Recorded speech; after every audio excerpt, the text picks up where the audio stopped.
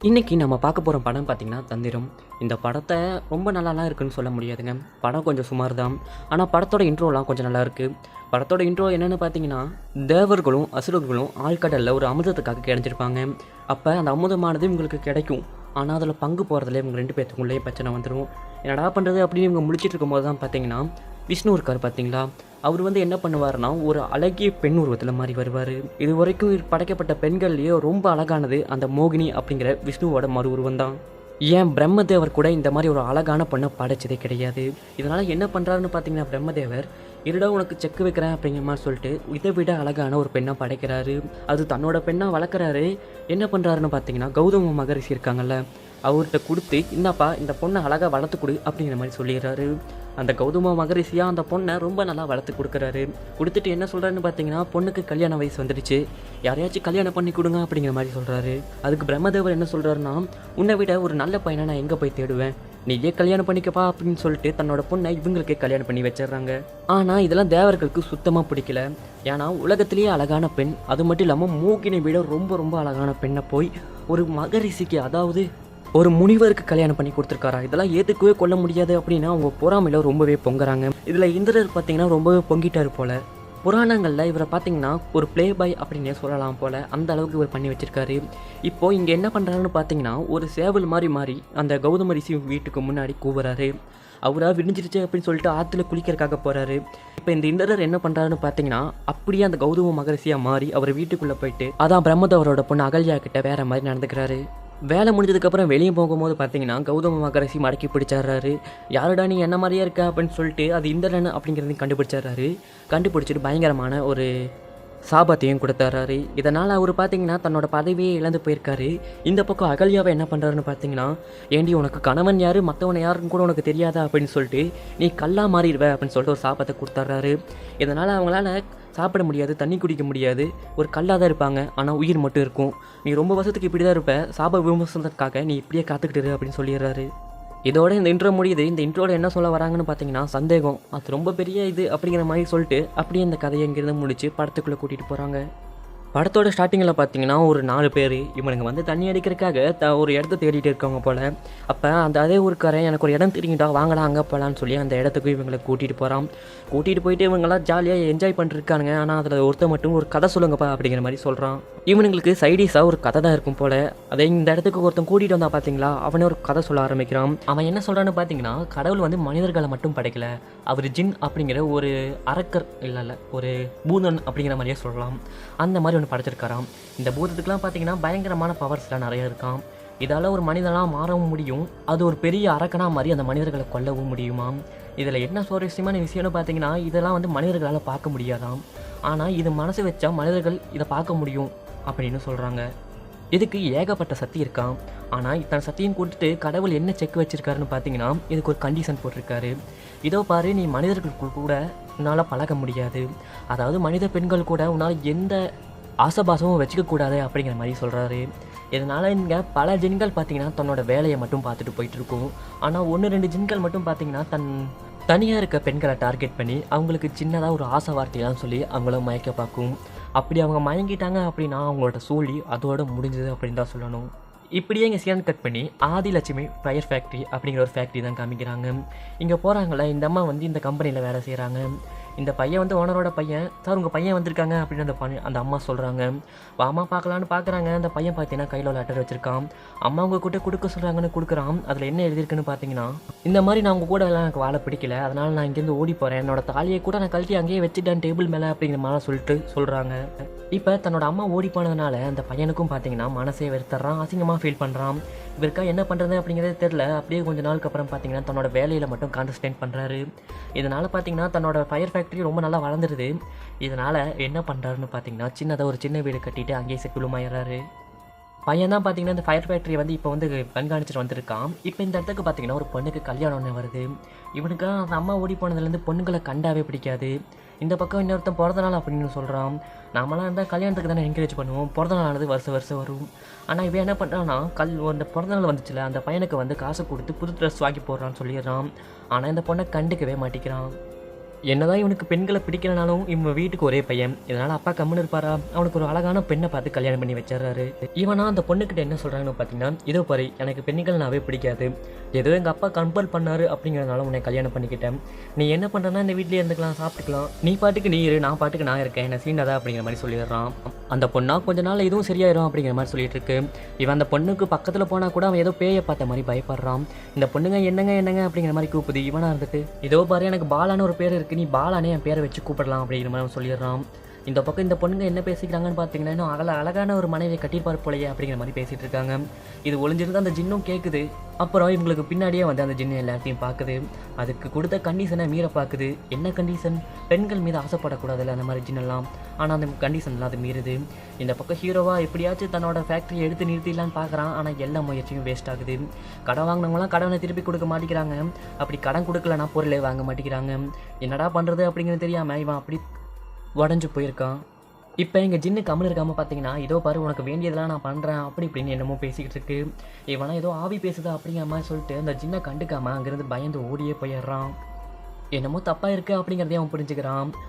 வாரம் தன்னோட அப்பாவை போய் பார்க்குறது இவனுக்கு பழக்கம் போல். இதே மாதிரி இந்த வாரம் போய் அப்பாவை பார்த்துட்டு தன்னோட பிரச்சனையெல்லாம் சொல்லி புலம்புறான். அவர் இருந்துட்டு என்ன சொல்கிறாருன்னா, இதோ பாரு இப்போ கூட நான் அந்த கம்பெனியை பார்த்துக்கிறேன், அதாவது அந்த ஃபேக்ட்ரியை பார்த்துக்கிறேன், உன்னை பெற்றதுக்கு உனக்கும் சோறு போடுறேன், ஏதோ தின்னுட்டு கடை அப்படிங்கிற மாதிரி இவனை அவமானப்படுத்தி விட்டுறாரு. இவனுக்கா சரியான கோபமும் வந்துடுது. தன்னோட பொண்டாட்டியும் கண்டுக்க மாட்டேங்கிறான். இப்படி இவனோட வாழ்க்கை போயிட்டுருக்கு. இந்த பக்கம் பார்த்தீங்கன்னா ஜின்னு வீடு வரைக்கும் வர ஆரம்பிச்சிருது. இதனால இவன் போட்டிருந்த போர்வையை பார்த்தீங்கன்னா அப்படியே அழகாக மடித்து வச்சிருது, ஏதோ வேலைக்கு வந்த மாதிரி. இவன் அடிக்கடி ஜின் பயப்படுத்திட்டே இருக்கும். அதனால இவன் கத்தவும் செய்கிறான். புருஷனுக்கு என்னாச்சு ஏதாச்சுன்னு சொல்லி அந்த பொண்ணு வந்து அன்பை இவனை பார்த்துக்கிட்டு இருக்கும். இப்போ புதுசாக பொண்ணை பார்க்குற மாதிரி பார்க்குறான். இதனால் இந்த வேலையும் முடியுது. இப்போ அவன் என்ன சொல்கிறான்னு பார்த்தீங்கன்னா, தன்னோட அம்மா வந்து இந்த மாதிரி பண்ணிட்டாங்க, ஆனால் இதெல்லாம் நீ மாற்றிக்கிட்ட, எனக்கு பெண்களே பிடிக்காமல் இருந்துச்சு, நீ மொத்தமாக மாற்றிட்ட அப்படிங்கிற மாதிரி சொல்லிக்கிட்டு இருக்கான். தன்னோட மனைவி எனக்கு ரொம்ப பிடிச்சிருது. அன்றைக்கி ஒரு நாள் கல்யாணம்னு சொல்லி ஃபேக்ட்ரிக்கு ஒரு பொண்ணு வந்திருக்கும் பார்த்தீங்களா, அந்த பொண்ணு வீடு தேடி போய் இவன் சீர் செய்கிற மாதிரி எல்லாமே செஞ்சுக்கிட்டு வரான். தன்னோட பேரையும் காப்பாற்றிக்கிறான். பொண்டாட்டியாக நல்ல ஒருத்தனாக இருக்கானே அப்படின்னு நம்ம புருஷனையும் பார்த்து நல்லா நினைக்கிறா. இந்த பக்கம் பார்த்தீங்கன்னா கடன் பிரச்சனை ஒரு பெரிய தொல்லையாக இருக்குது. இப்படி போயிட்டு இருக்கும்போது பார்த்தீங்கன்னா அந்த ஹீரோயினி வந்து இந்த ஃபேக்ட்ரிக்கு வந்து தன்னோட புருஷனுக்கு சாப்பாடு கொடுக்க வந்திருக்கா. இவனுக்கு சாப்பாடு போயிட்டுருக்கும் போது பார்த்தீங்கன்னா அந்த ஜின் வந்து இவகிட்ட நெருங்கலான்னு வருது. ஆனால் இவளோட மாங்கல்யம் வந்து அதை நெருங்க விடாமல் பண்ணிடுது. இதுக்கு ஏதாச்சும் பண்ணணுமே அப்படின்னு சொல்லிட்டு ஜின்னும் யோசிச்சுட்டு இருக்கு. இவளா சாப்பாடு கொடுத்துட்டு அங்கேருந்து அப்படியே கிளம்பியும் போயிடுறா. ஜின்னு வந்து நம்ம ஹீரோ கிட்ட பேசுது. இதோ பாரு, நீ உன்னோட பொண்டாட்டியோட ஒரு சொட்டு ரத்தத்தை மட்டும் கொடு, உனக்கு நான் பல செல்வங்களை தரேன், இந்த ஃபேக்ட்ரியை தூக்கி நிறுத்துறேன் அப்படிங்கிற மாதிரி சொல்லுது. நம்ம ஹீரோவா ரத்தம் தானே அப்படின்னு சொல்லிட்டு ரொம்ப நாள் யோசிச்சு அந்த ரத்தத்தை எடுக்க பார்க்குறான். இந்த பொண்ணுக்கு மயக்க மருந்து கொடுத்து அவள் கையிலேருந்து கொஞ்சம் ரத்தத்தையும் எடுத்து ஒரு பென்ட்ரைவ் மாதிரி இருக்குது, அதில் போட்டு வச்சுக்கிறான். இவன் ஃபேக்ட்ரிக்கு போயிட்டு அந்த ஜின்னுக்கிட்ட இதோ மாதிரி ரத்தத்தை கொண்டு வந்துட்டேன் இந்த அப்படிங்கிற மாதிரி சொல்கிறான். அதை அந்த டேபிளை ஊற்றி வைக்க சொல்லுது அந்த ஜின்னு. இதோ பாரு என்னை பார்க்க முயற்சி பண்ணாத அப்படிங்கிற மாதிரி சொல்லுது. ஆனால் இவன் ஒரு கண்ணை மட்டும் திறந்து வச்சுட்டு பார்த்துட்டு இருக்கான். அந்த ஜின்னு அந்த இடத்துக்கு பார்த்தீங்கன்னா வந்து அந்த ரத்தத்தை நக்கிட்டே போயிடுது.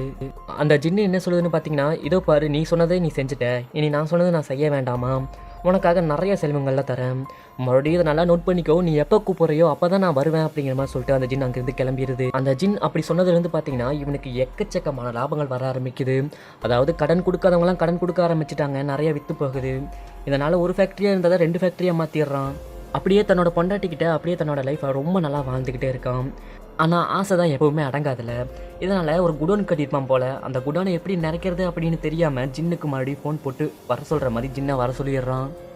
அந்த ஜின்னா இப்போ என்ன சொல்லுதுன்னு பார்த்தீங்கன்னா, இதோ பாரு நீ கொடுத்த ரத்தத்துக்கு நான் வேலை செஞ்சு முடிச்சிட்டேன், இப்போ எனக்கு ரத்தம்லாம் வேணாம், உன் பொண்டாட்டி வேணா என்கிட்ட ஒப்பட, உனக்கு எக்கச்சக்கமான செல்வங்கள்லாம் நான் தரேன் அப்படிங்கிற மாதிரி ஜின் சொல்ல ஆரம்பிக்குது.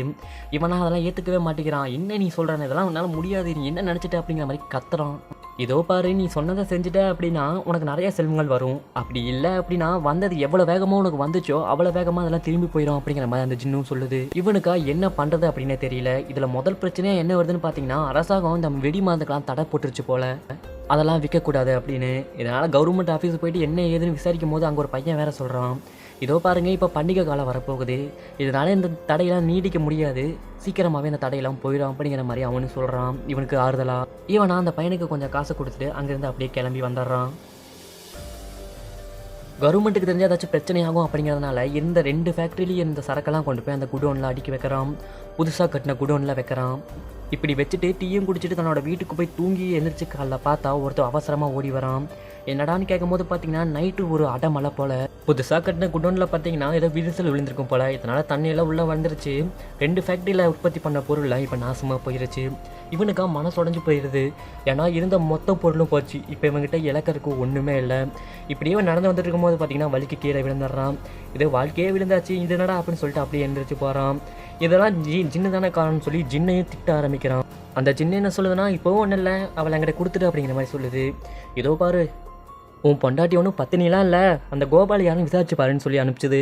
இவனா வந்து அந்த கோபால் யார் அப்படிங்கிற மாதிரிலாம் அந்த பொண்டாட்டி கிட்ட கேட்குறான்.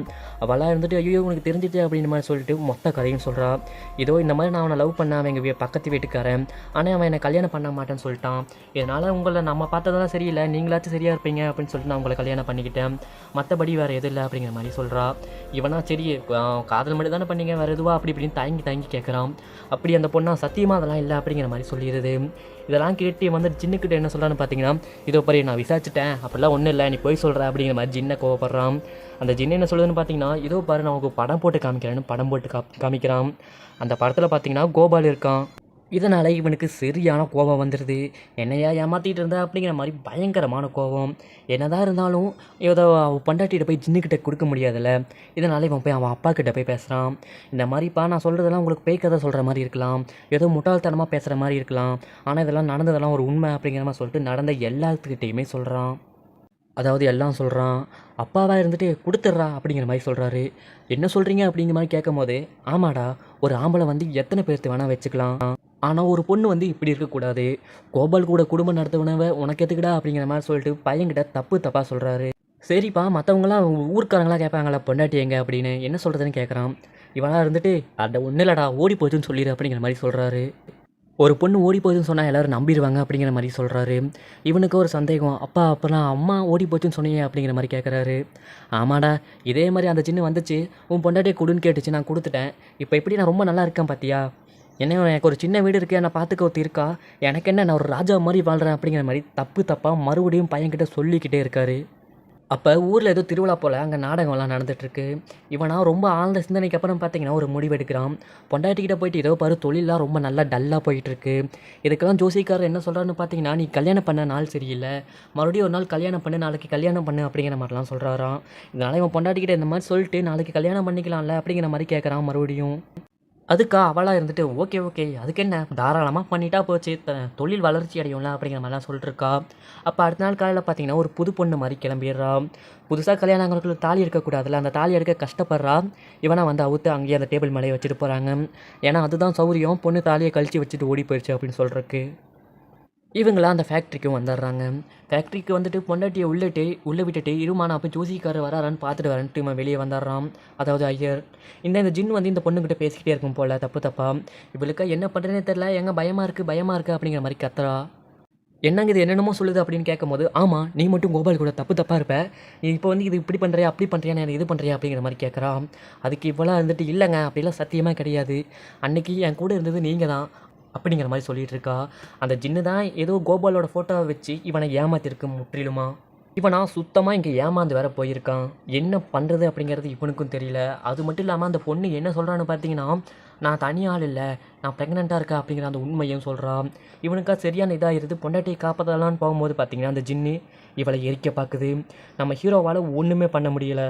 இவனுக்கு ஒரு கில்ட்டி ஃபீல் இருக்குது. சந்தேகப்பட்டதுனால தன்னோட பொண்டாட்டியும் போயிட்டா, தன்னோட குழந்தையும் போயிருச்சு, அதாவது 2 உயிர் இவனால் போயிருச்சு அப்படின்னு ரொம்ப அழுகிறான். இதனாலேயே சோகமாக வீட்டுக்கும் வரான். வீட்டுக்கு வந்து அப்பாவை பார்க்குறான். அப்பா தானே தப்பாக கைடு பண்ணார். இதனால் என்ன பண்ணுறான்னு பார்த்தீங்கன்னா ஒரு தலகாணியை எடுத்து அப்பா கூடன்னு பார்க்காம தப்பாக கைடு பண்ணார் அப்படிங்கிறதுனால அவரையும் கொண்டுட்டு அங்கேருந்து கிளம்பிட்டு இவனும் சோகமாக தான் இருக்கான். அந்த பொண்ணு இறந்தா பார்த்தீங்களா, அவளோட ஞாபகமாகவே எனக்கு இருக்குது. இதனால் அவள் இறந்த இடத்துலையே பார்த்தீங்கன்னா இவனும் தூக்கு போட்டு அப்படியே அங்கேருந்து இறந்துடுறான். இப்படி அந்த ஸ்டார்டிங்கில் பார்த்தீங்கன்னா ஒருத்தர் கதை சொல்ல ஆரம்பிச்சிருப்பான்ல, அந்த கதை தான் அது. எப்படிடா கதை இருந்துச்சு அப்படின்னு நான் கேட்கும்போது என்னடா கதை விடுற, ஜின்னா யாரோ பொண்ணா செத்தானா அப்படிங்கிற மாதிரி என்னென்னமோ சொல்லிட்டு இருக்கியடா அப்படிங்கிற மாதிரி கேட்குறான். அதுக்கு அவனை இருந்துட்டு டேய் நான் சொல்கிறதெல்லாம் உண்மைடா, ஏன் நான் அந்த பொண்ணு எங்கே இறந்தாலோ அந்த பையன் எங்கே தூக்கு போட்டானோ அந்த இடத்துல தான் நம்ம உட்காந்துருக்கோம் அப்படிங்கிற மாதிரி சொல்கிறான். என்னடா இது மச்சான் சும்மா தானே சொல்கிற அப்படின்னு பயத்தோடு கேட்குறானுங்க இவனுங்கெல்லாம். இல்லைடா அந்த ஹீரோ இறந்ததுக்கப்புறம் இந்த பட்டாசு தொழிற்சாலை பார்த்தீங்கன்னா ஒரு பராமரிப்பு இல்லாமல் இடிஞ்சு போயிடுச்சு, இப்போ அங்கே தான் உட்காந்துருக்கோம் அப்படிங்கிற மாதிரி சொல்லிட்டு இருக்கான் இவன் வேறு. இப்போது அங்கே இருக்க லைட்லாம் பார்த்தீங்கன்னா விட்டு விட்டு வேற எரியுது. அந்த பொண்ணு இருக்கா பார்த்தீங்களா, அவள் தான் ஜின்னுக்கிட்ட எரிஞ்ச இதில் போயிருப்பாள், அதாவது ஜின்னுக்கு இரையாக போயிருப்பாள். இப்போ அவள் வேற இங்கே வந்துடுறா. அப்போ பார்த்தீங்கன்னா உடம்பு பார்த்தீங்கன்னா ஒரு எரிஞ்ச நிலையிலேயே இருக்குது. அந்த பேய் பார்த்தீங்கன்னா தனக்கு இவங்கள சைடிஸை வேற ஆக்கிறது. அதெல்லாம் சரி, இந்த கதை இவனுக்கு எப்படி தெரிஞ்சுது? அது மட்டும் இல்லாமல் இவன் எதுக்கு இவங்களெல்லாம் இங்கே கூட்டிகிட்டு வந்தான்? முதல்ல இவன் யார்? அது மட்டும் இல்லாமல் அந்த பட்டாசு தொழிற்சாலை இருக்குல்ல, அதுக்கு எதுக்கு ஆதிலட்சுமின்னு பேர் வச்சாங்க?